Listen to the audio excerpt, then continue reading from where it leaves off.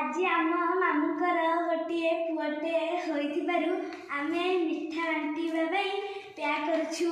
देखंतु आमर पैक कर देलुनु। देखंतु केते सुंदर होइछि पैकटा। आपण मानकर जदि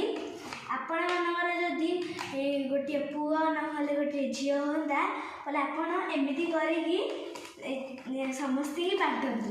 आ देखंतु चॉकलेट आसी जाइछि हमरा।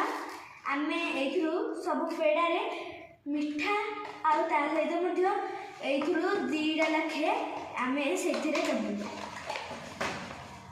आपण देखि परछन्ती हम बड़ा मामू एति बनैला बेलकु हम सान मामू 3टी बनैछन्ती। आ देखंतु सब होई सालानी। आ बाकी 1.5 पीस बाकी अछि। देखंतु केते सुंदर होइछि। आपण देखि पारथबे एटाकू मार्केट रो एमिति किनि के आनी आपण माने एमिति बनांतु। आम मामू 3टी करिकी सान मामू 3टी करिकी वीडियो करिवारे लागि जाइछन्ती।